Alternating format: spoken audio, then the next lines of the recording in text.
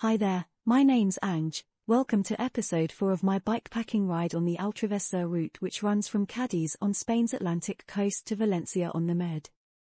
Episode 1 covered riding from Cádiz to Ronda, episode 2 went on to Niguelas, 3 was Niguelas to La Calahorra. Bikepacking the Altravesur route in Spain, written sometimes on the route, and edited after the ride, by Angela Hart.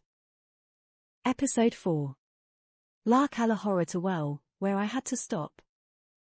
I left Barrosabel in La Calahorra early on Wednesday, around 7 a.m., taking breakfast at the Posha hostel, Hostel La Bella, before I left town. Barrosabel is closed until midday on Wednesdays. It's so funny, in Spain, the bar staff just can't understand the English way of taking tea. I ask for tea normal, tea classic or tea negro. Once over this hurdle, I say I want a large glass, pointing to where I would like the glass filled with agua caliente, and ask for separately, a jug of leche fria.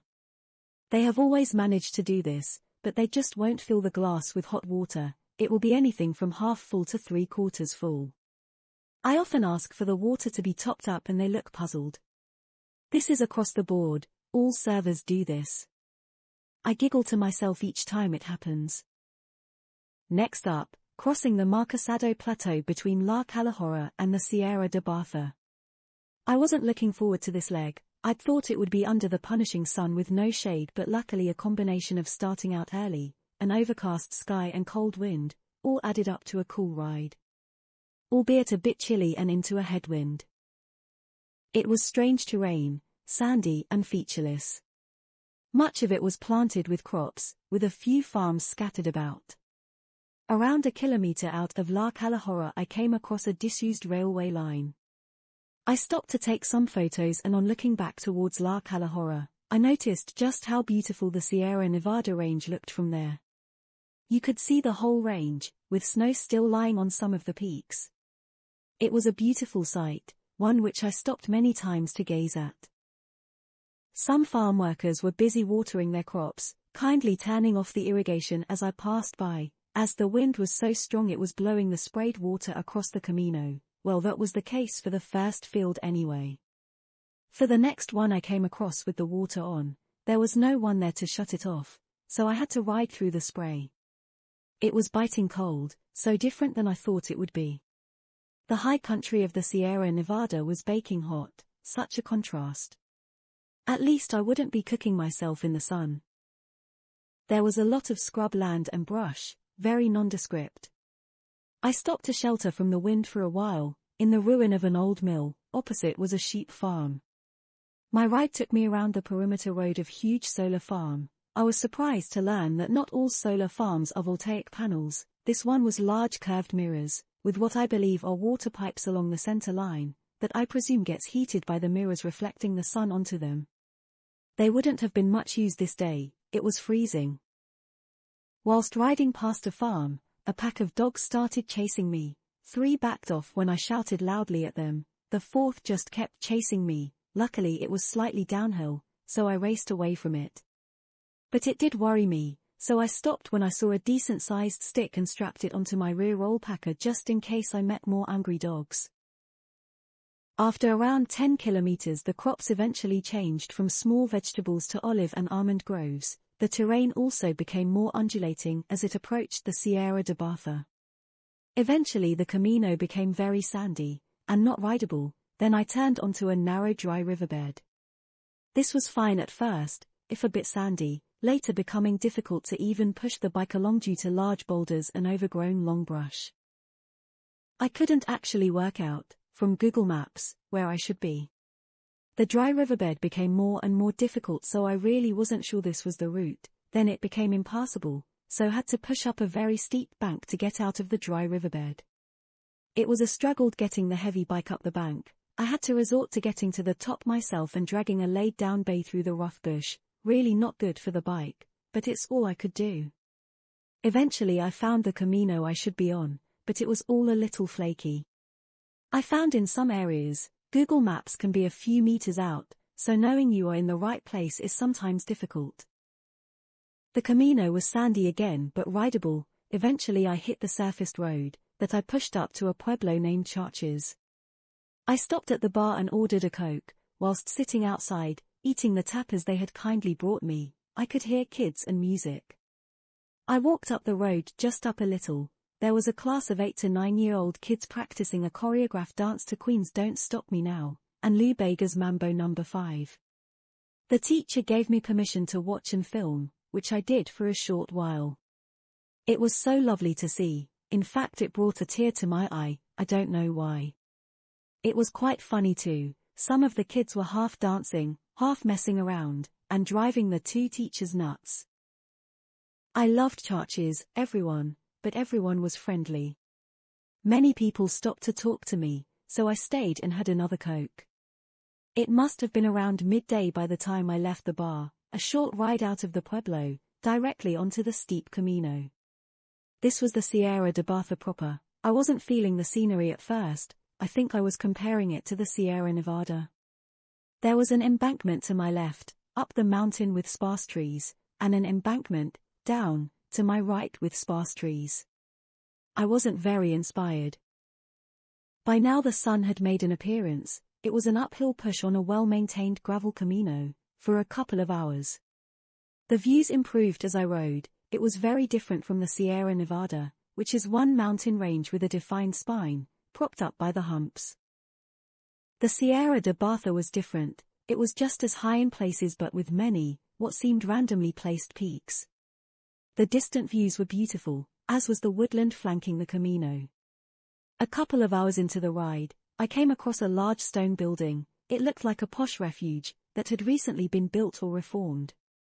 Nicely fenced off, with seating, tables and fuentes in the grounds and some beautiful views across the hills. I took an early siesta under the large covered terrace. The building was locked. It appeared to be an outdoor center where perhaps scouts camped or something similar. I stayed for around an hour or so and took the time to remove all the dry foliage darts that were stuck in my jumper, socks and shoes, gained when pushing through the brush in the dry riverbed earlier. And I replenished my water. I believe this was the only water opportunity until I reached the refugio. The views from the Camino, across the peaks of the Sierra de Bartha got more and more beautiful.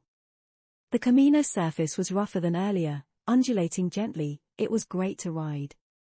My thoughts on this Sierra had changed totally now. I was enjoying it so much. This is the first Sierra where I'd seen some small herds of deer, running out of the woodland, across the Camino, into the woodland the other side. I didn't see a human being the whole time I was on the Sierra, which was over 24 hours, I think I had it all to myself. Even when I came across a flock of sheep, there was only a large dog guarding them. It was quite strange really. I was doing my usual thing of barking at the sheep, they scattered, and along saunters the dog towards me, passes me then laid down next to the sheep, in their new location. It was quite friendly but didn't want to engage in petting. It seemed to know its job was to protect the sheep and not get distracted. The Sierra de Bartha was very well signposted. But still with my map reading skills I couldn't find the first refugio I was looking for. I thought I was on the right Camino. Possibly it was a very small one that I passed which was being rebuilt. There were no signs stating this, but it could have been it.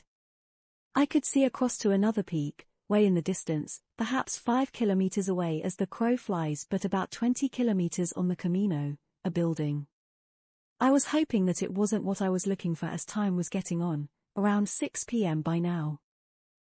I kept on riding for a couple of hours, then I made the mistake, my usual mistake, of missing my turning when I got overexcited at a fast and rocky descent, overshooting the turning by 1.5 kilometers. Although it had set me back, this diversion was worth the fabulous views. Looking north, from this vantage point gave me my first view of Bartha and some beautiful mountain views. It was getting on for 8 o'clock now, and I had to push up for half an hour or so. Arriving at the turning I missed, it was a hidden gnarly single track to the left of the Camino. You'd have to be looking at the map constantly to acknowledge this turn as it's quite inconspicuous. I was getting a bit hot and overheated. I'd been going for over 12 hours now. I was tired and really didn't have the energy to ride this very steep rocky single track with any style. It was one of the steepest single tracks of the Altravesur thus far, barring the drop into Albanhuelas and the Tayo Valley.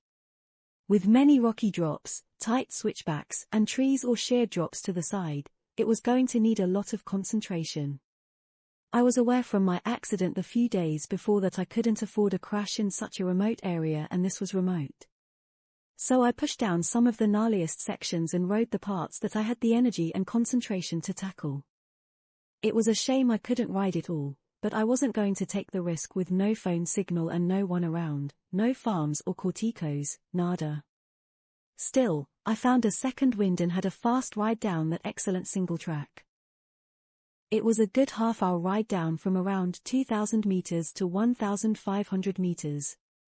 The single track exits onto a camino. Very soon I came to a recreation area of Calahorra Alta. Here under a dense tree canopy was picnic tables, chairs, and barbecues, a couple of fuentes, opposite a couple of buildings. One looked like it was toilets and a cafe, the other was a refugio Calahorra Alta. I decided I didn't want to camp in the recreation area as it was too heavily shaded by the dense pine trees, so I took a look around the refugio. I couldn't work out how to get in it. It was either locked or I was being a dipstick, but anyway I didn't want to sleep in it. I was just being nosy. There was plenty of water here, which is a good job as I only had enough water for tonight's dinner. All the fuentes had non-potable signs on them. I found it really strange to have non-potable water fuentes in a picnic area. I'd traveled just over 50 kilometers this day, and what a fantastic 50-kilometer ride it was. So many beautiful views, total solitude and peace. Looking back at the Sierra Nevada from the Marquesado Plateau, the mature woodland, peaks in all directions, just so much to see. And so you know, Baza is spelt B-A-Z-A, the Z is pronounced as A-T-H. This narrator won't pronounce the A as an A, annoyingly it pronounces it as A-R, so I have done my best. It was starting to get dark by the time I'd pitched up my tent behind the refugio. It was around 9:30 by now. I had some tea and some quick noodles, with a pretty moon to keep me company. I had a good night's sleep, and again I wasn't disturbed by anyone or anything. I wasn't sure if it had rained a little in the night. It sounded as though it was raining lightly at one point. I woke up at my wild camp at the Refugio Calahorra Alta, in the Sierra de Baza, at around 7 a.m. The tent had got quite wet from what I think was condensation, although there may have been a little rain. The surrounding mountains were 1 minute cloudy, the next in sunshine, the clouds and mist blew in and out. It was quite chilly, but I was at 1,500 meters, so to be expected. After drying my tent, I needed to filter water for all my bottles, except the larger 2-liter one. I was close enough to Baza town not to need to.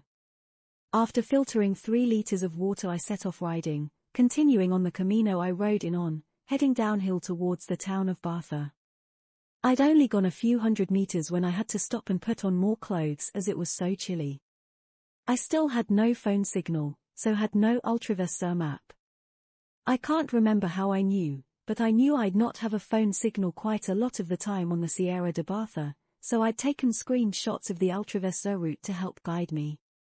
I realized I'd missed a turning not long after setting off again, but saw that I could rejoin the route in a few kilometers.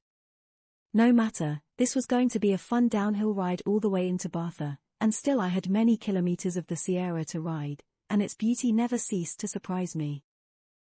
The Camino soon became a more natural surface, quite rocky and rarely used by motorized traffic. The surrounding land was woodland both sides, mostly downhill and a pleasure to ride, albeit a bit chilly on my legs as I still had shorts on. The woodland was beautiful, and I was now back on the GR7. I came across an abandoned farm, so stopped to have a nose around. It would make a great hostel as it's right on the GR7. It looked like it was being prepared for sale. How great to live right out on this Sierra. After the farm the route became the most fabulous piece of single track. It ran along gorges, across dry riverbeds and through woodland. It was slightly rowdy but not silly gnarly, and it went on for many kilometers. I was trying to stay on the safe side, but it was such a good trail I couldn't resist the temptation of riding fast. This really was a top-notch piece of single track, that just went on, and almost all was downhill. I stopped for a rest at a dam. It was a strange structure, made of stone. It blocked off totally a wide and deep dry riverbed. I couldn't work out why there was no outlet for the water. I'd leaned bay up against a rock wall. After having something to eat, I noticed just how interesting the wall was. It was layers of different types of rock, with a soil layer separating many of the layers. I wished I'd knew more about geology so I could identify the layers. Anyway, the delight of the single track continued. It went on and on, until I reached a gate. I had the Altravesur route back on my phone, but it wasn't clear where to go from here. I went through the gate, into an olive grove. After around 50 meters the trail led into a dry riverbed. I thought this can't be right, so pushed back up and out the gate. I spent around 20 minutes trying to work out where I should go but couldn't figure it out, so decided to go back through the gate and onto the dry riverbed. I only had to ride along it for around 200 meters, but I wasn't too happy about being in there. It had very high banks and clearly when there was rain, a torrent of water ran along it. You could see this by the severe lateral erosion of the high banks. I took a camino out of the dry riverbed that ran through olive groves on the right and rugged mountains to the left. Soon I came to a surfaced road, riding through the outskirts of Bartha, with a few abandoned cave houses along the route. Once into a more built-up area, I stopped at Café Bar Urbano for a coffee and a Coke. Again, the staff and locals were so nice and friendly. I stopped here for a couple of hours, sitting on the terrace soaking up the laid-back Spanish summer vibes, then rode farther into the town. I stopped at a hostel and booked a room for a couple of nights. Just my luck again, I'd be there whilst they had their closed day, which happened to be a Saturday, but luckily it was the day I would be leaving, so I'd only have to find somewhere to get breakfast. Hostel Casa Grande was run by Miguel. He's a mountain biker and was so very kind. He put bay in his underground garage and gave me a great room with a good-sized terrace that overlooked the Sierra de Bartha. And he made me feel so at home. Casa Grande also had a restaurant, which is where I ate on the Thursday. On Friday I ventured into the town center of this large mountain town to do some shopping. Thursday night I was woken in the early hours of the morning by heavy rain, thunder, and lightning. I got up and looked out. The rain was torrential, and it was centered over the Sierra de Bartha. I now knew why the gorge was dammed up. It's likely these intense storms were frequent, and it was part of a flood prevention scheme, protecting the town of Bartha. The electrical storm went on for a couple of hours. How lucky was I that it hadn't been the night before when I was camping in the mountains. Before I went into town, I had breakfast on the terrace at the Casa Grande. I asked a couple to look after my things whilst I went to order more coffee. When I returned, we got chatting. Pepe was Spanish, but spoke English. When he did, he spoke with a Glaswegian accent. I found it rather amusing. He had lived and worked in Glasgow for 3 years. That's where he'd learnt English and gained the accent. Well, that's what he told me anyway, but probably he was a Scottish man living in Spain. His wife Encarna didn't speak any English, but we chatted a while with my little Spanish, and it turned out she came from where I was heading next, Calahorra. Bartha sits at 844 meters altitude. It's a large town, which made me forget that it was a mountain town. I didn't see an awful lot of it, but there's some good bike shops and restaurants. I'd spent a bit of time in the specialized bike shop. I was looking at bike navigation devices. After all the problems I have with missing my turnings, I really need a proper navigation device, but it turns out a good one is very expensive, around €300. So I decided against it. As the hostel and restaurant was going to be closed when I was to leave, I spoke to Miguel Friday night and we arranged that I could wake him early Saturday morning and he would get bay out of the garage for me. He also gave me some info on the route I was to take. It was good to know what to expect. I'd managed to make and download a YouTube film whilst at Casa Grande, so I was bang up to date with that, which is satisfying. As I had done whilst in La Calahorra. Saturday morning Miguel got bay out for me and we said our goodbyes. He really was a lovely man. He's ridden in many mountain bike races, and has ridden to the peak of the Sierra Nevada mountain of Valletta, at just under 3,400 meters. I rode to a cafe that Miguel had said was open, but it was rammed, with not an inch of space at the bar. I decided to find somewhere else. That was a little more difficult than I thought it would be. Everywhere was shut. Luckily the Altravesur route itself was through the town centre, so I could make progress whilst searching for a cafe. I noticed a cafe owner putting his terrace furniture out, so rode over and had a tostada and café con leche there. Then headed off out of town onto the Camino, passing the town's cemetery as the road turned to gravel. It was quite beautiful with the sun rising behind the Tarantino-esque high cemetery wall, with the contrast of the white crosses against the blue sky. I stopped to admire the view. I was heading for a pueblo named Zujar, not very far from Bartha by surfaced road, many uphill kilometers via the Camino. But that's the Altravesur, it aims to keep off surfaced roads. Sometimes, as in this case, it can be frustrating taking what can be a very long way around. But that was made up for with some inspiring views looking back across the plateau to Bartha, with mountains all around. I'd no idea what ranges they were, and I'm happy to not know. One thing I realized on this tour is that I'm rarely knowledgeable about geographical features, historic events, cultural tradition, etc. I have a passing thought that I should be able to commentate on what I see, but then ask myself why. Why do we, nowadays, have to know everything? After thinking about it, I realize I'm happy not to. If knowledge comes my way, fine. If not, I can just appreciate, photograph or film what I see and not feel guilty I don't know what it is. When I tour again, I'll make sure I've got a stand for my bike. In the meantime I'm using sticks to prop it up whilst I take a photo. After finding the perfect stick, and using it for a few days, I forgot to repack it, so today I found another stick, and named it Pete's Stick, in the hopes that humanizing it, I wouldn't leave it behind. And the tactic worked. I had Pete until my ride finished. The sun was punishing early, with little shade. By 9 a.m. it was a hot ride. Hot and dramatic, with the lone peak of Cerro de Jabalcon dominating the skyline. I stopped under the shade of an olive tree alongside this intriguing mountain. Having said I don't need to know about the areas I visit, I wanted to know more about this near 1,500-meter high rock. It's quite fascinating. It stands alone on this high plateau, the side I was riding by, an imposing sheer rock face. Although not a volcano, there are thermal springs in Zujar and the Negritin Valley.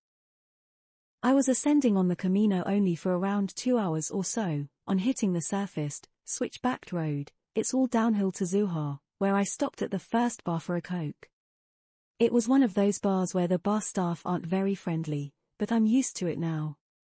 Still I wish I'd continued farther into the pueblo and stopped somewhere else. A quick drink and I was off.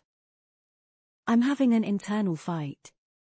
I know I should wear my helmet whilst riding, but often I forget to put it back on, or can't be bothered to, as I can see an ascent in a short while where I'll push my bike again and remove my helmet.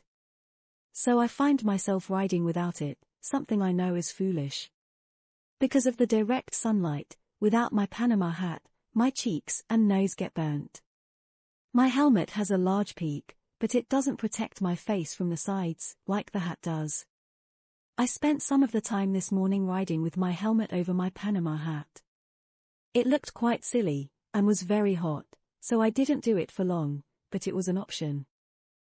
After a short ride through Zujar, I started climbing back up on a dusty Camino. It was quite a rough loose surface, through olive groves and small holdings, with a beautifully full and flowing acequia to my right. The view then opens out onto an undulating hillside Camino. With mountains to my right and to my left, in the distance a plateau with mountains beyond. The loose Camino, very steeply descending at times, eventually brings the sparkling turquoise waters of the Embalse de Negritin into view, directly ahead. How beautiful this reservoir looked. The Camino runs around the reservoir perimeter. A short way along there was a sign Baños Thermales, so I thought I'd take a look. The steep driveway descends to a pretty circular building that is perched on a cliff above the lake. This restaurant looks like a popular spot, with a small swimming pool, that I guess is heated by the amazing core of our planet, hence Baños Thermales, heated baths. The swimming section seems to be part of the lake but is kind of walled off from the rest of it. I sat and had a Coke on the terrace that overlooks the lake. And ordered a cheese and tomato bocadillo to take away. The restaurant inside looked very inviting. Possibly there's a spa there too, as people were sitting around in bathrobes. The gardens were pretty, with a few friendly cats bathing in the sunshine. I didn't hang around long, setting off back on the Camino that soon starts to run alongside a sort of canal to my right. Possibly the canal is carrying water to or from the embalser, possibly it's a storm drain. Riding alongside the canal for a kilometre or so, it was by now very hot, with again, little shade. The Altravesur diverts away from the embalser and the canal, it heads off across a very barren plateau. Everything is chalky white, somehow vast fields of crops are growing in this, what seems, undernourished land. Strangely, a modern coach was parked up on the Camino. It seemed to have brought people to this desolate area, to pick the crops. There was around 30, all in rows picking some sort of crop. After the plateau there's a few kilometers of undulating Camino, surrounded by meadows and sparse woodland, then the long hot ride on a surfaced road began. The surrounding terrain was barren, arid, chalky hills, the road mostly uphill. It was hot work, while the sun was rising, at every turn I seemed to be riding into it. At 2 p.m. I arrived at the pueblo of Benamoral. It came just at the right time, the hottest part of the day. I stopped at the first bar I came to and took root on the covered terrace for a couple of hours. I had a cup of tea, which was a palaver as the grumpy barman only half filled the glass with water. I asked him to put more water in. He put about 10 millimeters more in, so had to ask again. By now he was really grumpy. I built up a bit of a rapport with the older lady serving at the bar, having a chat or two out on the terrace. I had a couple of cokes too. With each drink they brought tappers, so I had food as well. Strangely I kept falling asleep. I had a headache and really wasn't sure why as I'd drunk plenty of water. At least I was in the shade through the hottest part of the day. Continuing on my way at 4 p.m. More undulating surfaced road riding, through mainly white arid hills. With no shade I got my umbrella out to shade myself whilst walking. Stopping to cool down under a tree, I remembered that I hadn't lubed my chain for a while, so I did that whilst cooling down. I also found my Spanish fan in the same luggage compartment, so got that out too, in case I needed it. Continuing on, the shade-free road went on and on, undulating through the desiccated hills, then alongside vast olive and almond groves, that disappeared off into the distance. After another 20 kilometers the scenery turned greener, which at least meant occasional shade. It was 6 p.m. by now. I found myself riding into the sun again as it very slowly descended in the sky, so no relief from the heat. The distant views to my left became a mountain range. I've no idea which one it was. Ahead I could see the Sierra de Cazorla. I was hoping to get to the first refugio in the Cazorla range, failing that a campsite just outside it. Alas, I hadn't made that good time in the heat. It had been around 30 degrees Celsius all day. I'd started looking for a wild camp, but all the land was farmed or inaccessible except for a small pine forest that had a lot of litter in it, looking like it may have been used for camping by seasonal workers, which is not somewhere I'd feel safe. At around 8 p.m. I hit the town of Campo Camara, that is still 5 kilometers away from the campsite I was heading for. I was totally exhausted and suffering from mild heat stroke yet again, so decided to find a room in the town. There was an advertising sign for a hotel, so I phoned it, only to be told it was closed. I pushed up into the town and met an English kid. He told me where the Casa Pepe bar was, saying it was also a hotel. I ordered a Coke and asked if they had a room in their adjoining hotel, Rural Campo Camara. He said no, it was closed, at which I looked totally despondent and said I was desperate. I then realized it was the hotel I'd phoned. The bar was busy, the locals were friendly. I had a brief chat with a few of them. Whilst sitting outside drinking my Coke, phoning around, trying to find a room, the barman came out and said that I could have a room but there would be no hot water. I was so happy he gave me this option as there was no other rooms around, and I didn't have the energy to get to the campsite, besides it would have been dark by the time I arrived. I accepted his offer. Who needs hot water?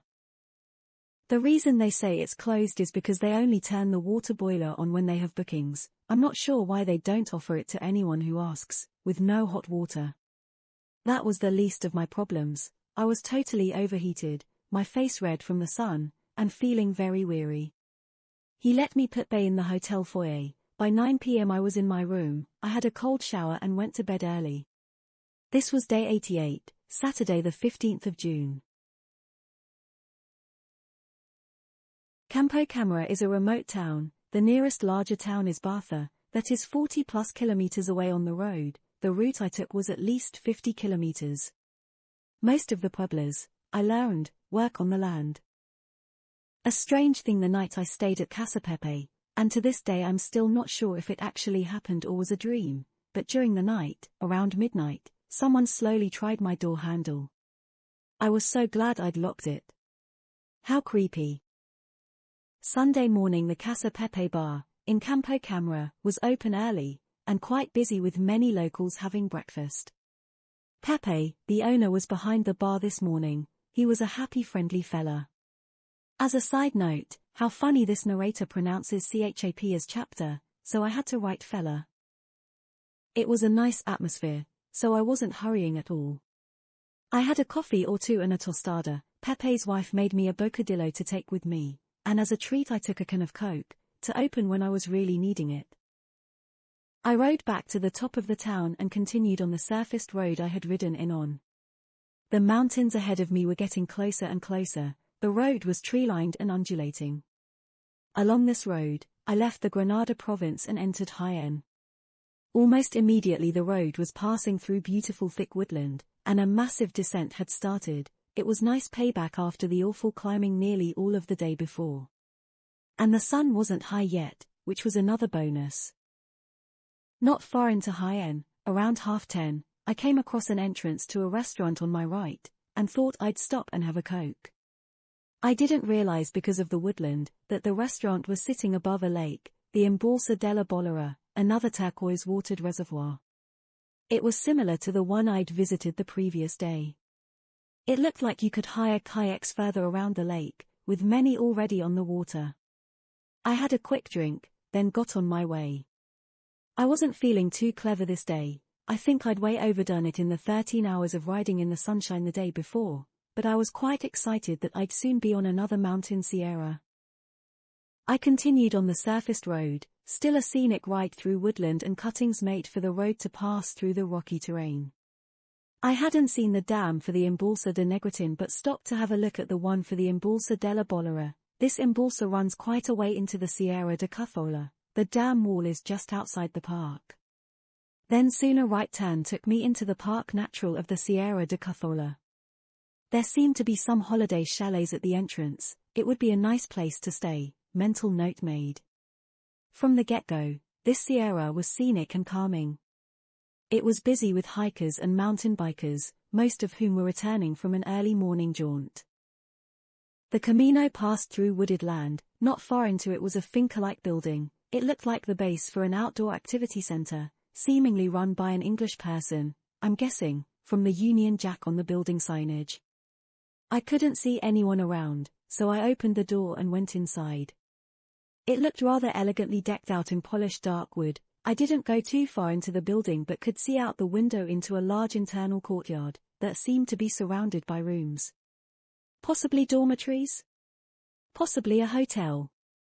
Anyway, there was no cafe, so I was off.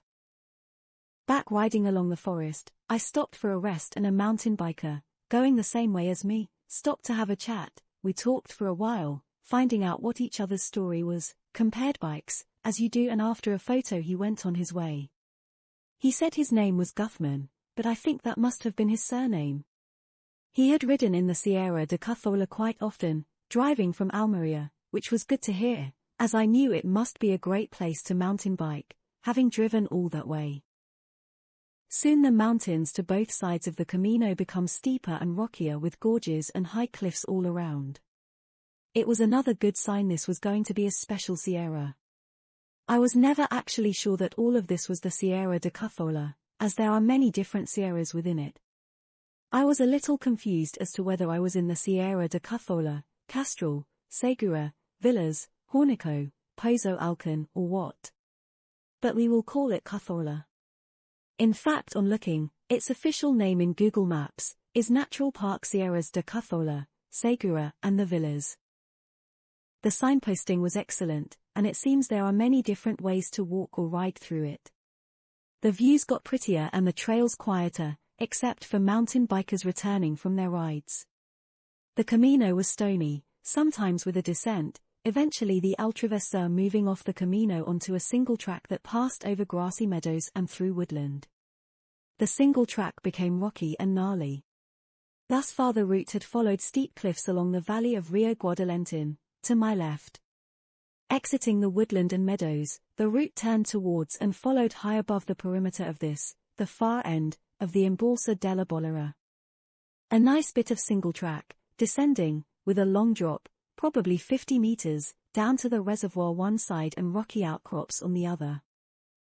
I stopped and sat on a weather-worn rock, looking across the gorge to the high sheer cliffs the other side of the lake. I had my lunch there, admiring the views. I was passed by more mountain bikers, ascending the trail I had been descending. I was also passed by 2 members of the Guardia Civil riding their mopeds along the rocky single track. Good to know someone's patrolling, I suppose. Although since that day I have learnt that these policemen are not all of good character, having got to know one particular bad example in the Sierra de los Guajares. Looking forward to the right, was the main body of water, to the left the water narrowed to a river's width. As I rode on, I passed over a bridge that crossed the narrow end of the Embalse. This was crossing the Rio Guadalentin, the river that flowed into the dammed lake. After the bridge the trail passed over more meadows and was the start of a long ascent. I thought I'd shortcut a long switchback. I wouldn't recommend this, it was steep and tiresome. After the shortcut the single track passed over more meadows, then becomes a rocky grassy double track that lay in a plateau between 2 mountains. Again I was passed by a few mountain bikers coming from the other direction. This ride was a real gem, although it had been ascending for a couple of hours. I was enjoying the remote feeling of the trail. It seems that there was no farming going on, there was a few ruins but no current inhabitants in the Sierra de Calahorra thus far. Just as I hit the descent, there was one large modern cortico, although it looked like a holiday home as there didn't seem to be anyone around. I was running low on water by now. I didn't see any easily accessible water, but luckily the descent on this grassy double track was down to a river valley, with many river crossings, and easy access to the water if need be. The descent went on for a few kilometers, running through woodland and winding alongside the pretty mountain stream. I stopped and refilled my water bottles a couple of times. I'd rationed my water as I was getting a bit low, so drank a whole load too. After descending, the trail continued alongside the river but started ascending. I was very tired by now. Although it had been sunny earlier, heavy clouds had started gathering. I wanted to keep going to avoid the rain I thought was on the way. On looking at my map I could see this ascent was at least a 300-meter climb. I realized I needed to rest, so climbed down the bank of the stream and sat on a rock eating my bocadillo. I watched a dragonfly bouncing up and down, in the silt under the water, I presumed laying eggs. The stream was so very pretty, tumbling over rocks and waterfalls, just the sound of it was soothing. As I ascended the trail, although still running alongside the river, I was getting higher and higher above it. I was finding this climb difficult as I was so tired, still tired from my overheating the day before. The ascending went on for an hour or so, still alongside but much higher than the river. When the trail steepened, it diverged away from the river, around another peak, on a chalky smooth camino. It was around 5:30 by now. I was struggling to get up the steep road and so happy when I got to the top, where I came to a T-junction. The signpost at the junction indicated a refugio to the left in 300 meters and one to the right in 11 kilometers. Obviously, I went for the one on the left. Unfortunately, it was uphill, but not as steep as the last kilometer. I was dead on my feet, and felt quite upset that I was this tired but needed to keep moving. After a while the Camino was gated by an iron girder, to stop motorized traffic, with a walk around for hikers and bikers. The refugio was higher on a hill to my left. It was such a relief to get there. I was hoping it would be open and wasn't disappointed. Although it didn't matter, as I decided to put my tent up outside the building. The rain hadn't materialized, although the clouds were still black, but moving fast. Refugio Fuente Acero, as it was called, was on a large piece of fenced-off land, several acres. The right-hand third of the building was falling into disrepair. The main room had bed platforms, seating and a table. It was colder inside the building but not damp or smelly, still I wanted to camp outside.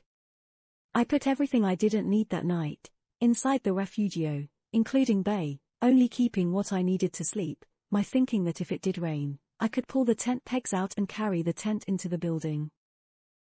I set up my tent, then went off to find water.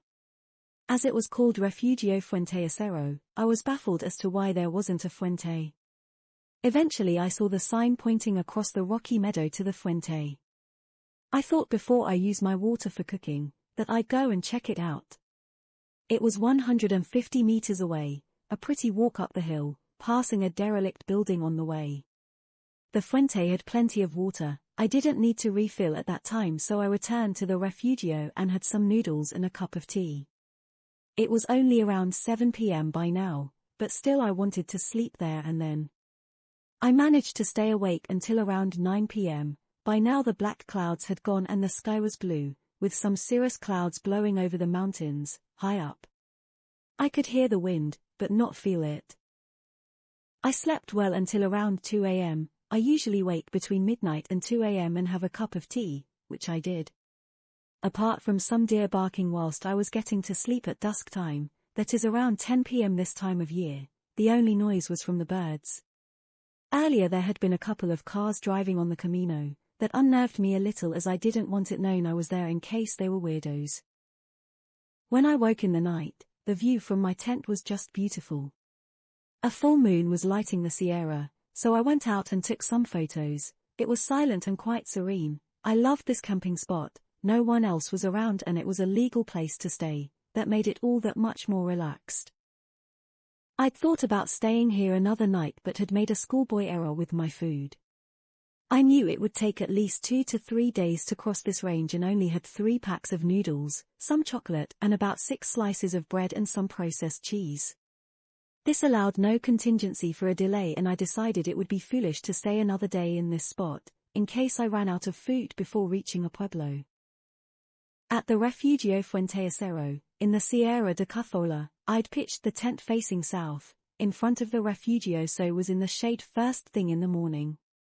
The sky was clear and blue, the sun rose, lighting up the side of the refugio. I needed to dry the dew on my tent and catch some rays on the solar charger, so put my things in the sun then took my empty bottles down to the fuente for filling. When I arrived back at the refugio a fox came by. It seemed used to humans and sat looking at me, waiting for food. Unfortunately, I'd packed my food already so didn't have any to give it. I was hoping to get to the pueblo of Santiago Pontones by nightfall. I left the refugio at 9:30, a lot later than I'd planned. By now the sun has climbed high enough to be quite hot. With the heat and leaving late, I wasn't sure I'd make it to the pueblo. I rode out of the refugio grounds, that are protected from motorized traffic with large boulders and an iron girder. I tried to pass through a gap between them, forgetting my forks are much wider as I had the gorilla cage luggage on them. The right-hand gorilla cage snagged and was pulled off the cleats. I swore as I thought it was broken, reached down and attached it back on. It pushed firmly home. I was so relieved that it wasn't broken. Not stopping to check it, you will learn later, was my downfall. I needed to ride the Camino back to the signpost I'd turned left at last night. I needed to go straight ahead, which would have been last night's right turn. I could have sworn, to the left was uphill and to the right was downhill, alas not. But no matter, the distant and immediate views were beautiful. A small herd of deer ran across, into the protected woodland to my left. There were signs stating it was Área de Reserva. I was guessing it was protected land, and what a fab job they were doing. A fabulous way to spend a Monday morning. I'd forgotten to put sun cream on my face, and to put my sunnies on, so I stopped at a random spot to do it. I propped Bay up against a lone tree, then realized what a view I had. This Sierra was just the best. I was even pedaling up the gently ascending Camino. The sun was hot already, with all the trees there was enough dappled shade to keep reasonably sheltered from it. Moments like this, to experience the beauty and solitude, is what made this tour something I'd never forget, and forever want to replicate. At this stage of my tour I was increasingly forgetting to turn off my GoPro, which flattens the battery and fills the SD card, so I devised a mechanism to help me remember. Every time I turned it on, I would count to 60 then turn it off. This mainly worked when I remembered to count. I'd flattened both my 8400 mAh power packs as I'd flattened both my GoPro batteries the day before, and both my phones, charging them overnight on the power packs, so had my big blue solar charger out on my bike this morning charging the power packs back up. I need to devise a better method of mounting it on both the front or rear of my bike. Often it flops around and is quite distracting, although I've now found if the sun is behind me, attaching it to my backpack works well. The ascent leveled out, the terrain didn't stop delivering. I was riding through wooded plateau and mountainside, eventually coming to a small lodge building and gate, with a signpost to Pontonis, 9 hours walking time it said. That's where I was heading. It was around midday now, so I was thinking I may not make it there this day but would decide later what to do. There was at least another 3 refugios en route, around 11 kilometers apart, so I was trusting they all had water. After passing through the gate, the terrain soon became less green and rockier, with many eroded limestone outcrops, some small aside the Camino, others large distant spires. In this desert-like land I came across the next refuge, Refugio Rambla Seca. It was a pretty little building. I had no plans to stay but thought I'd take a look. A lot smaller than the refuge I'd stayed at, but fully equipped with the bed platform, table and seating and the bonus of a water pump and sink inside. Strangely the door had been left open, and when done I left it open too as there was a large green lizard inside. I hadn't needed to filter any water at this point. A short distance after the refuge, perhaps 100 meters or less, I noticed many geckos, birds and butterflies. Then appeared a cascaded set of water troughs, the water flowing into the top one and flowing down into the 6 or so others. Where the water had spilled over the trough and dampened the ground, many small blue butterflies were covering the ground. It was a wonderful sight. As I walked past, they would flutter up, their closed brown wings then flashing the beautiful sky blue of the top of their wings. There was one different type of butterfly, with dark brown and white striped wings. Although I didn't really need water, I thought I'd take advantage of this fresh supply and top up my bottles. I continued on across this undulating desiccated terrain, the Camino quite rocky at times. When there was a rare tree, I took advantage of the shade. After half an hour the trail became hillier, quite tiresome in fact, up then down, my helmet and Panama hat was being swapped continually. Then I realized I'd missed a turning. There was no excuse for this as whilst having my lunch I discovered that if I opened the Altravesur in the Google My Maps app, I could open it without a signal. This was good news as I'd not had a phone signal for well over a day now. There's none at all in the Sierra de Cazorla. I couldn't work out how to measure a distance in this app, so I could see how far I'd have to backtrack. What a pain, it was hot and hard work riding those hills again. I had been riding along one of the GR routes. Before getting lost the signposts had gone another way, but I was on the Altravesur at that point. When I got back to the turning I missed, at the end of that short road it had some signs with the GR cross on, basically saying don't go this way, so I reckon whoever mapped the Altravesur had took a wrong turn earlier, and this odd turning that I missed was returning onto the GR route, as after, the GR posts appeared again. I'd wasted around an hour with this mistake. Riding on, now back onto the less hilly plateau, I was hoping to get to the next refuge so I could stop for lunch and rest. But I was still a few kilometers away from it at around 1:30 p.m. so I stopped in the shade of a large hawthorn bush to get out of the sun and have something to eat. I was so glad I'd had that large bocadillo from Casa Pepe. It was so big, just a quarter of it was enough for my lunch. It was a vicious bush. I got a long hawthorn through the sole of my shoe. It had gone right through, into my foot. When I went to return to my ride, I noticed that my front roll packer's bracket had broken. The roll packer is the luggage at the front and rear of my bike, A waterproof bag hung off a bracket that attaches to the handlebars at the front and the seat post at the rear. The metal bracket had snapped clean through, near the handlebars on the left side. I took one of the lower straps off and used it to hold the lower section of the bracket to the handlebars. Where the brake was, the metal was jagged and close to my brake pipe. I did my best to hold it away from the pipe with the strap, but it wasn't too clever. I would have to nurse it until I could get it somewhere I could stand the bike up against something and do a better job. I'm thinking perhaps the roll packer was damaged in the accident I had a week or so before. I rode on, taking care not to hammer it over rocks, which was quite difficult on any descents. I reached the next refuge, Refugio Forestal, within around an hour.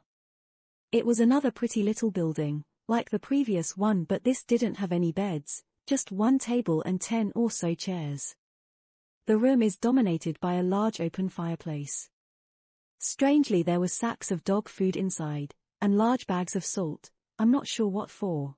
I guess it gets icy in winter. The refuge was on a hill, to the left of the trail. For some reason, on Google Maps, it was called Refugio de Canada Rincon. Equipped with a sink and water pump, I filled my bottles and had a nice rest in the large porch that sheltered me from the sun and the wind. This being at around 1,600 meters, there was a nice cooling wind blowing across the plateau.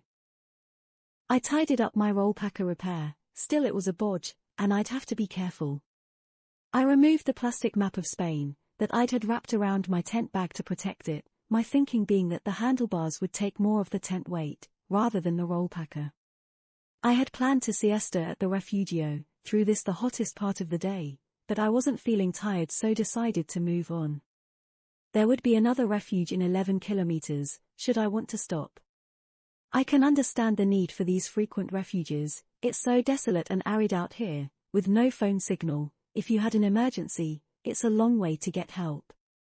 I'm unsure why there couldn't be a phone mast on one of the mountains. Perhaps they don't want the eyesore. Why not make it look like a tree or a rock? I rode on, very soon coming across a beautiful white Arab horse, eating grass that was growing around another set of cascaded water troughs that were dry. Very strange, the surrounding land was damp, again with colonies of the pretty blue butterflies. Grass was growing in a large area surrounding the troughs, presumably irrigated by them, when the fuente is running, perhaps just once a day. I thought the horse was roaming free, but its front fetlocks were tied together with a short piece of rope. The camino became increasing undulating, and rocky, luckily with steep but short ups and less steep, long downs.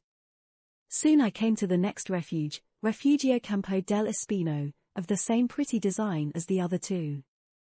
I didn't go in. I stopped and deliberated about staying the night, but it was only about 3 p.m. so decided to keep going. The dry white land continued, with the undulating camino disappearing off miles into the distance, the pueblo of Santiago Pontones seemingly a long way off. I could see way into the distance, with no signs of a pueblo. Struggling to keep my speed down on the stony descents as they were good fun, I was annoyed with myself that I wasn't nursing my broken roll packer.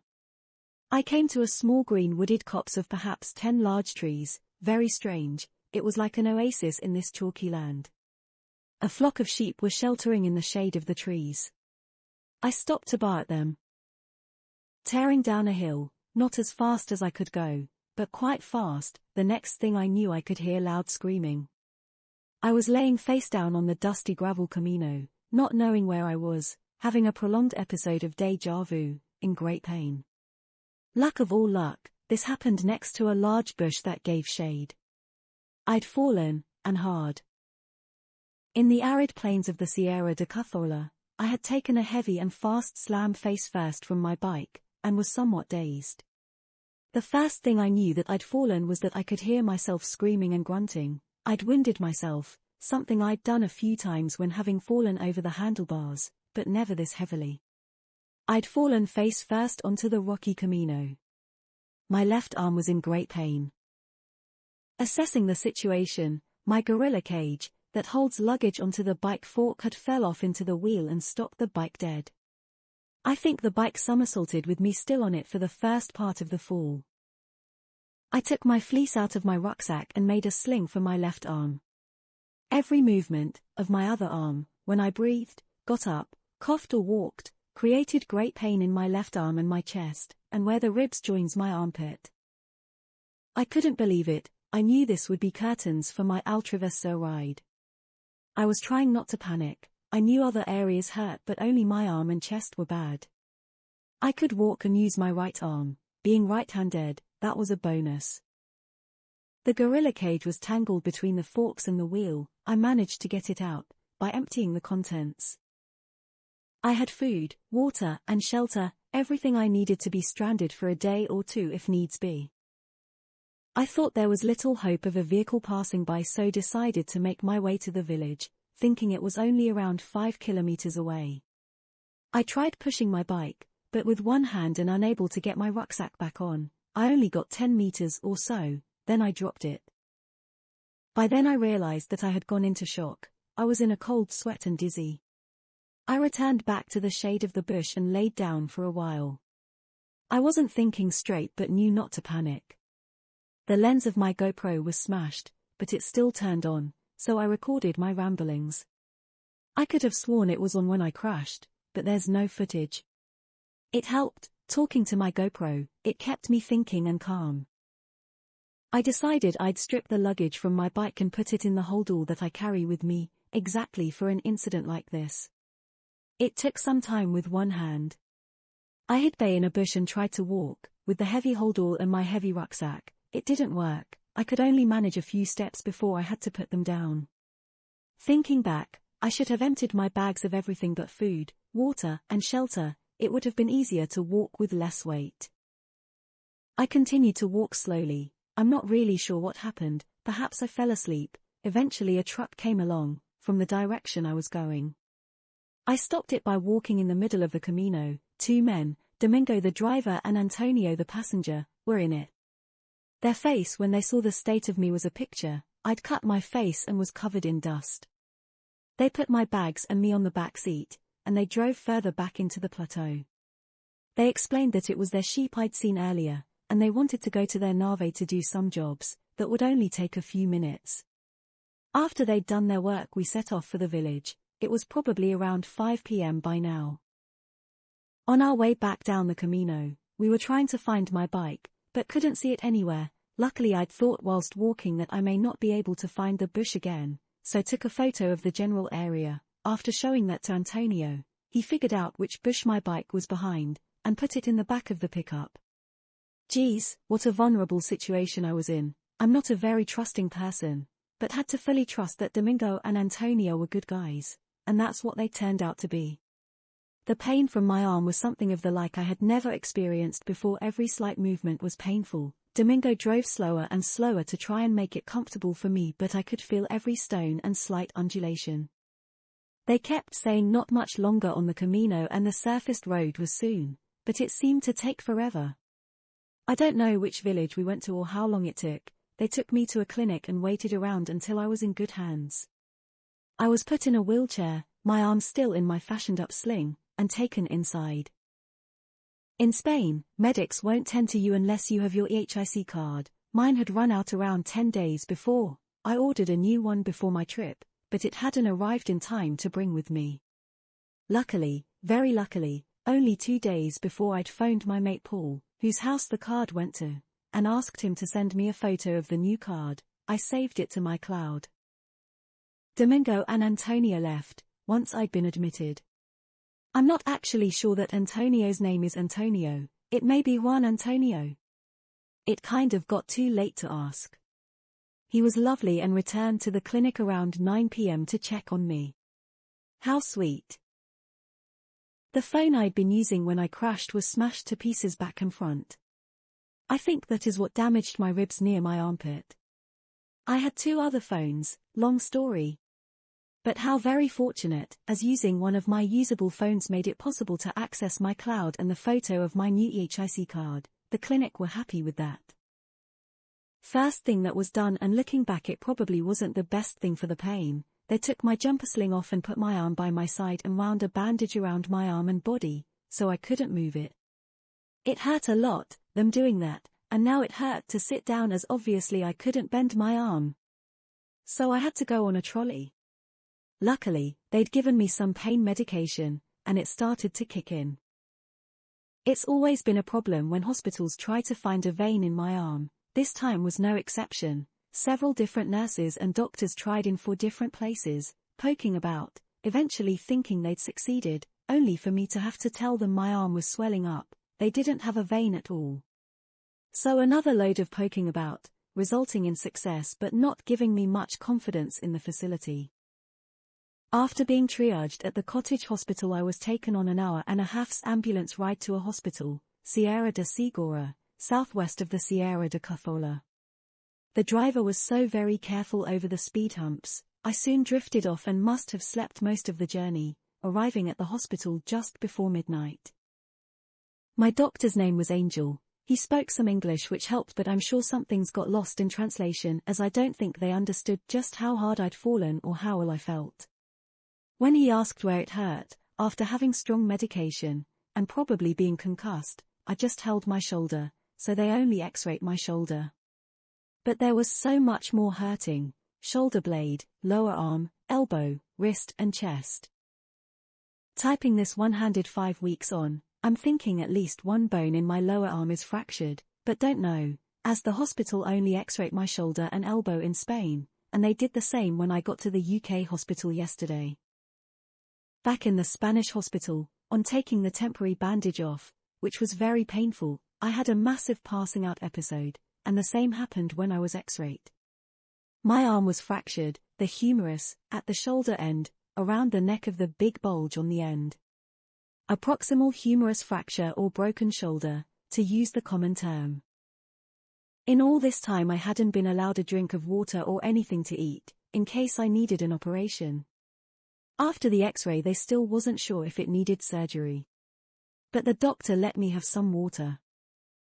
Angel wasn't so sure I hadn't fractured my sternum, so I had to go back to get more x-rays, although sore, it wasn't fractured. He asked if I'd hit my head. I said definitely not, and at that time I didn't think I had because I was delirious, as I knew full well I'd bashed it quite hard.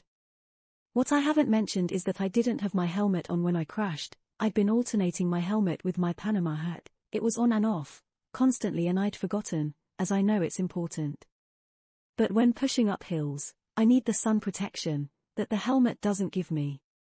He wasn't too chuffed when I said I didn't have my helmet on. Anyway, he clearly knew I was mistaken about not hitting my head. He poked my cheekbone and said, "Does this hurt?" "Yes," then poked my brow bone and said, "Does this hurt?" "Yes." Oops.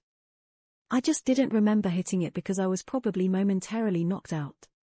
Nearly the whole of my chin was a gooey bloody open wound, so it was clear I hit my head.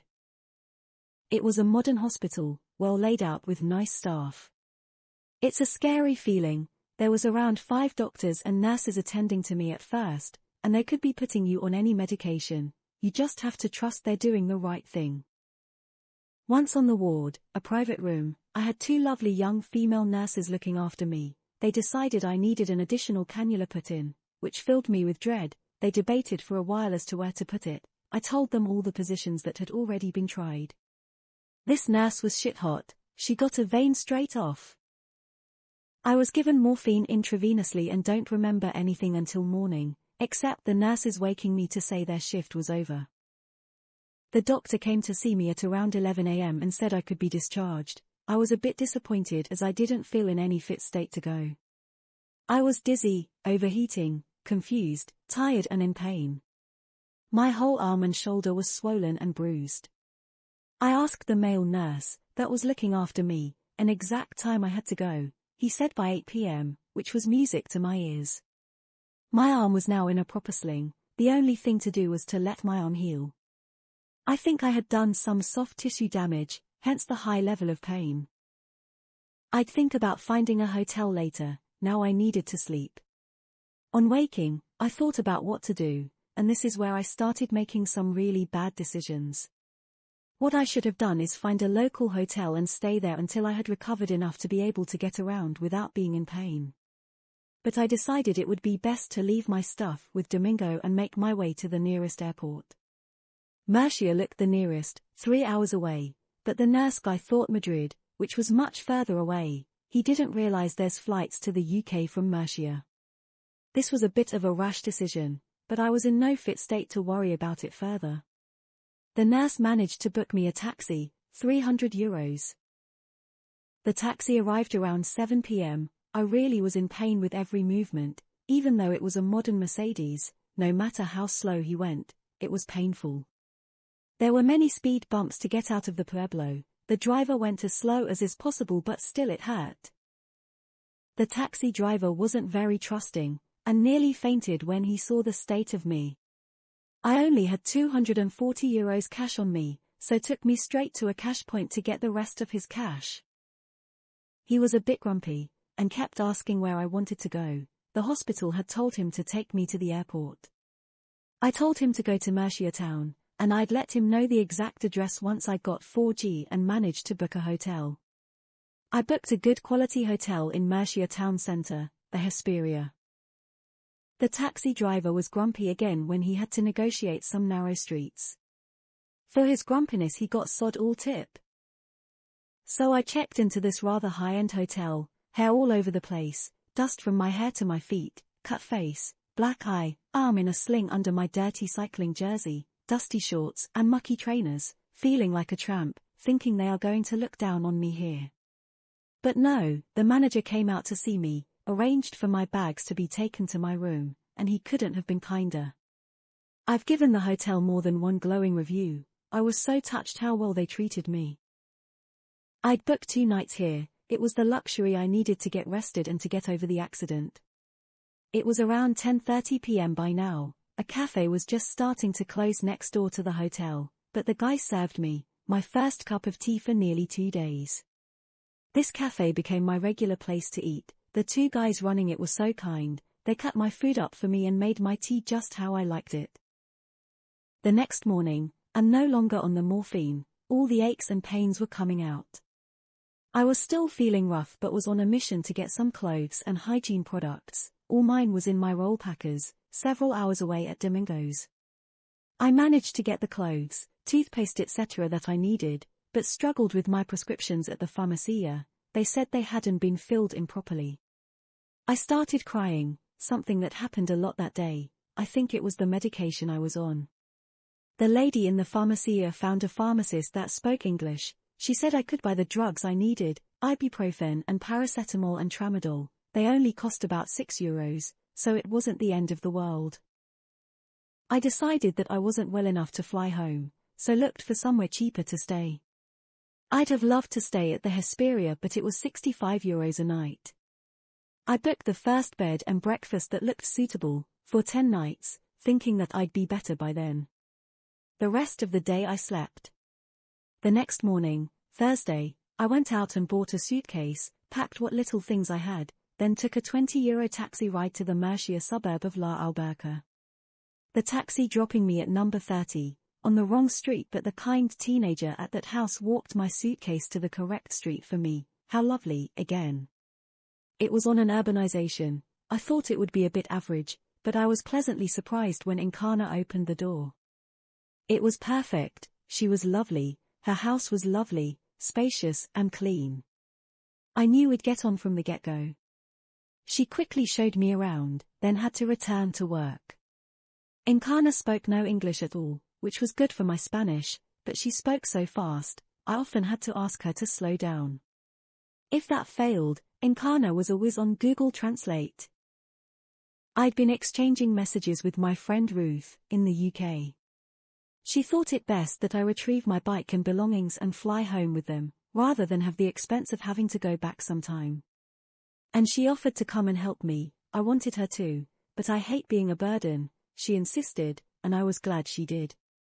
Ruth had some plans for the next few days, so she booked a flight for the following Tuesday. Encarna, a carer by profession, was amazing. She gave me free rein in her house, and often invited me to eat with her. She ate healthily, cooking gazpacho and other Spanish dishes from scratch. I loved her food. On Saturday she took me out to an outdoor market in a nearby town, where she bought a trolley load of vegetables, in preparation for another cook-up. Encarna's house was 20 years old, but at the end of her street a new shopping complex had been built. with a supermarket, so I could get things I needed there.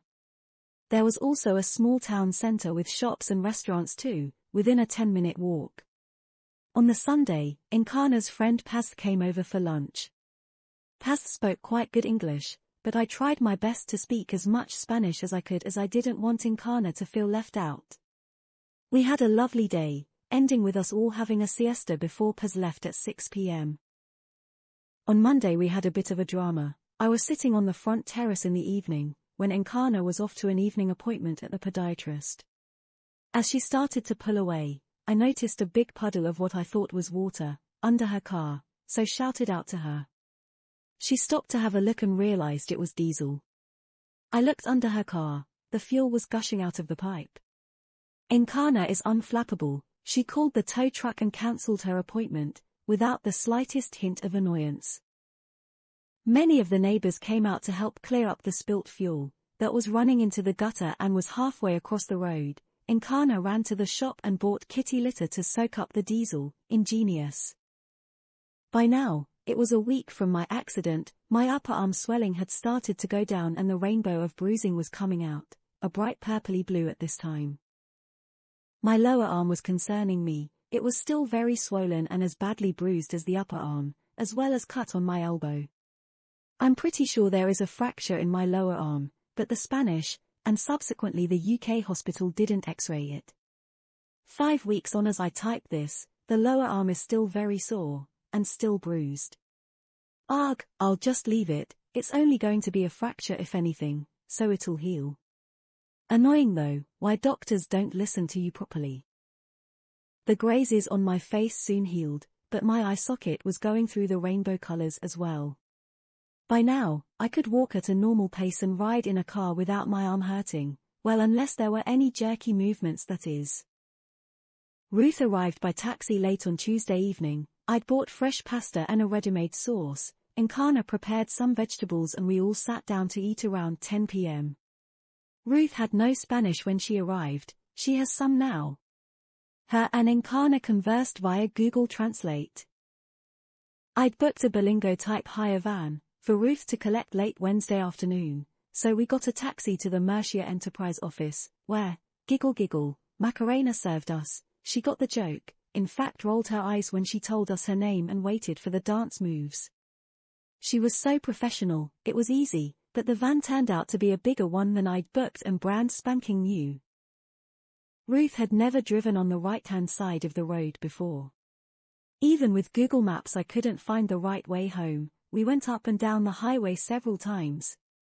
Ruth was not only getting used to a left hooker, but also the strange road junctions of Murcia, a bit like the Coventry Ring Road, where you get on and off the same slip road, scary.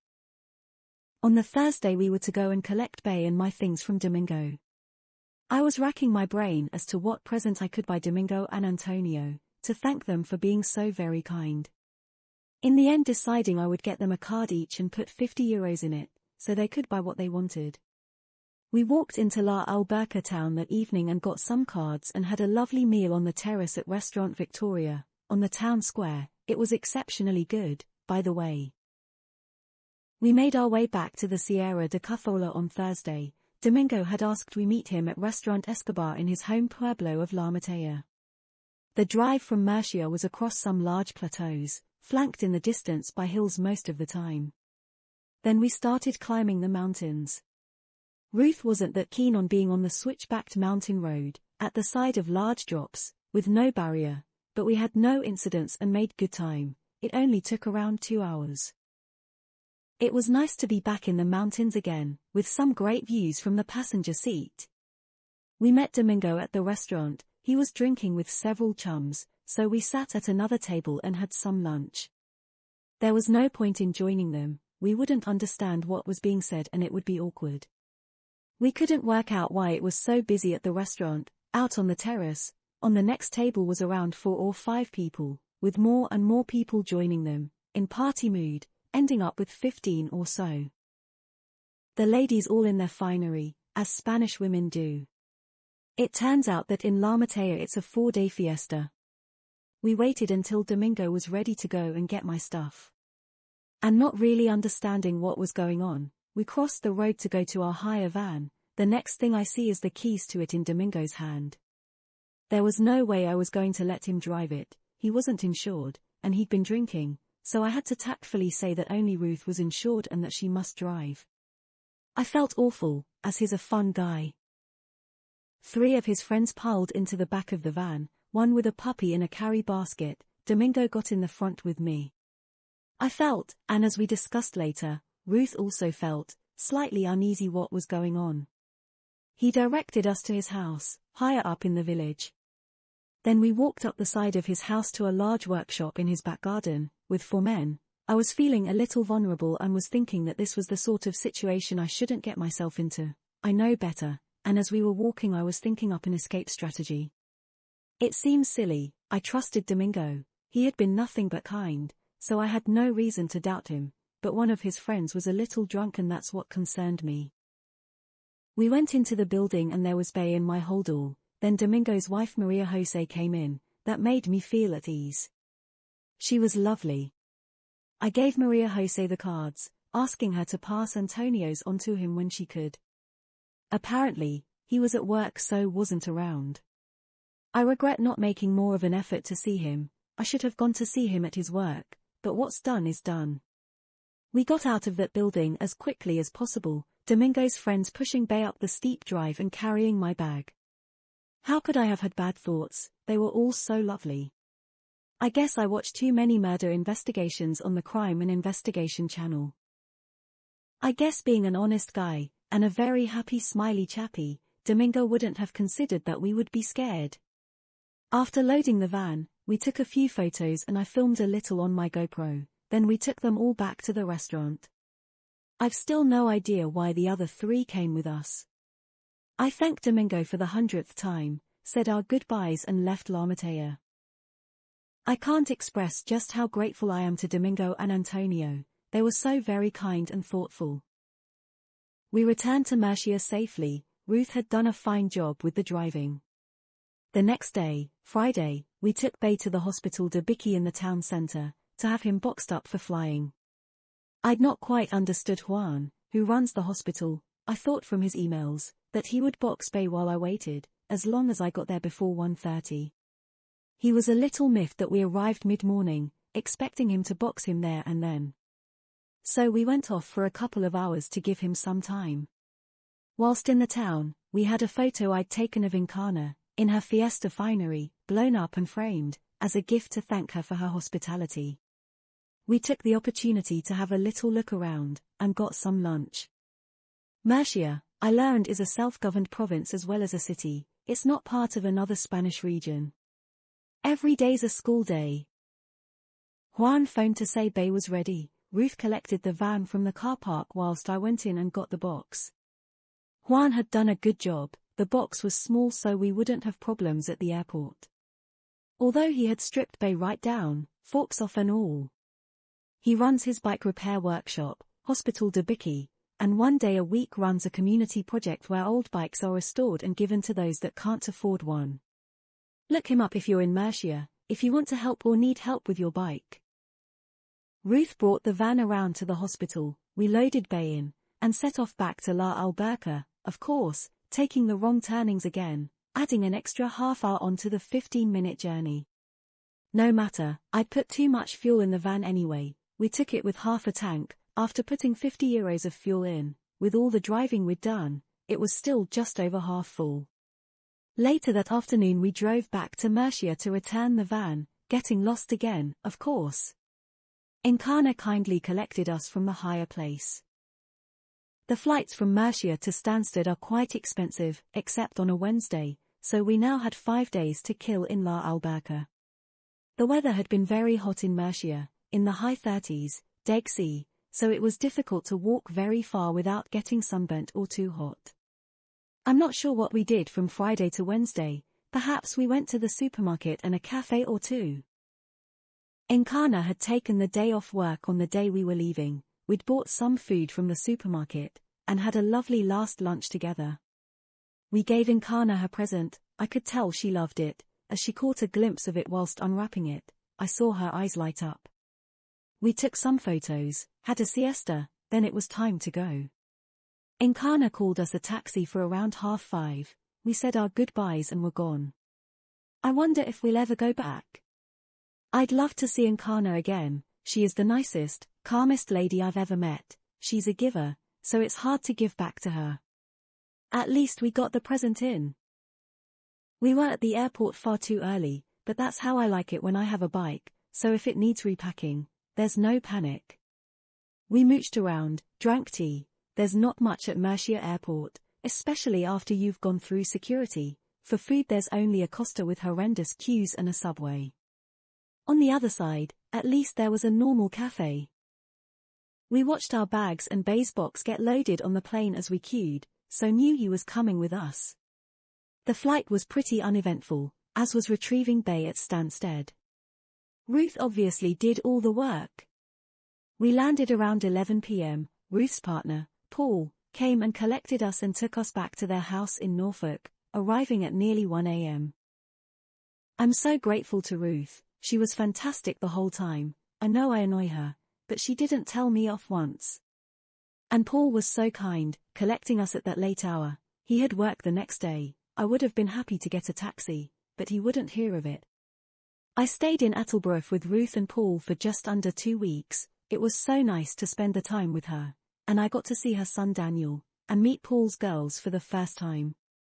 They have 3 dogs, a golden Labrador, Sophie, a black Labrador, Maisie and a Spaniel, Lola. And live on a farm, so it was nice to be able to go for a little walk around the field with them a few times a day. Lola took a shine to me, and we spent a lot of time cuddled up on the sofa. It was 4 weeks from my accident now. I could sleep laying down, instead of sitting up. The swelling in the lower arm had gone. I can't move my upper arm from my side yet. I made the mistake of thinking it was getting better, but really it was just the medication making it feel less painful, so I started taking my sling off and trying to use my arm. That only made it hurt a whole lot more. And since having the fracture explained to me better, at Addenbrooke's, I understand the implications of trying to move it, and of taking off my sling. I need to be patient.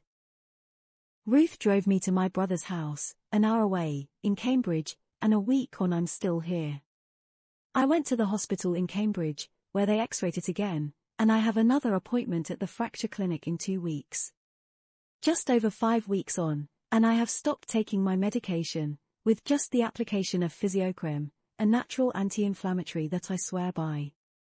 In fact, I had some with me on my ride, so was applying it from the get-go. It really is a wonder cream, available off the shelf in Spain and Australia, but only online in the UK for some reason. So here I am at my brother Gary and sister-in-law Trace's house in Cambridge. They put up with me for a month, which I'm very grateful for, but I still only have minimal stuff of my own, and I'm itching to get back to my friend Paul's in Banbury so I can have my things. I'm running short of money, and there's no chance of getting a job with one arm working. Paul kindly offered to come and pick me up from Cambridge. I'd become such a sponger. I'd never really been like this, but felt I needed people's help at this point in my life. It was so good of Ruth, Paul, Gary, Tracy and Banbury Paul. They were all so kind. At last I was back at Paul's in Banbury, where my stuff had been in storage. It was nice to have the luxuries of life back, and when I say luxuries I mean simple things like clothes and shoes. And so my Altravesur rookie bikepacking odyssey ended prematurely. I was disappointed not to finish it, but that disappointment was fleeting. I'm not a collector of achievements.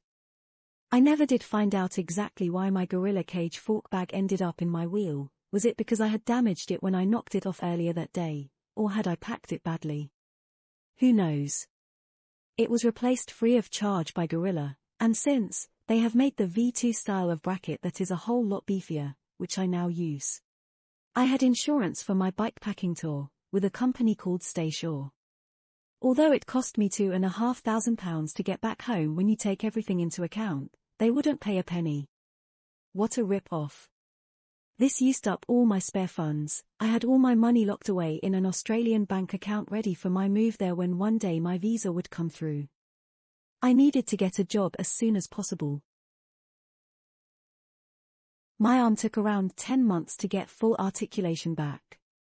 I worked from September to November at the Mahindra Formula E race team, so earned enough money to spend December, January and February 2020 in Australia.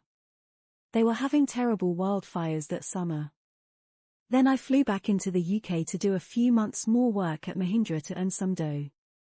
Australia was already reacting to COVID as I flew out and with restrictions in Singapore, but the hard lockdowns of the first COVID wave in the UK didn't start for a few more weeks. I got COVID. It took me a couple of months to recover. I carried out my work from home but was going stir-crazy in the rigid lockdowns. I set about rebuilding Bay and giving him a full service, with new chain and tires. I packed him in an adaptation of Juan's box, noting a box I still have to this day in 2023, that I use opened out in the back of my car, a box that has sentimental value to me. I packed all my bikepacking gear so I could leave as soon as it was possible. I just wanted out of the UK, although borders were closed. There was talk of them opening in July, so took a punt and booked a flight in early July to Spain to go and continue on with my Altravesur ride. I flew into Spain but it would be far too hot to start the Altravesur in the summer heat. I wanted to kill some time so took a placement on a horse rescue ranch Cabello Blanco for 5 weeks. This was situated in the Sierra Nevada mountains above the town of Lanjarin. On the Altravesur I had ridden right by the ranch albeit much higher on the Sierra. Riding the bus from Granada to Lanjarin, with the Sierra Nevada in view, long before we arrived onto its twisty and climbing roads, I reminisced about my Altravesur ride the previous summer and prayed I'd experience it again. From mid-August I took a placement on an olive farm in again somewhere I had ridden nearby the previous year, the Sierra de los Guajares, just south of where I had stayed with Ken in Albunuelos.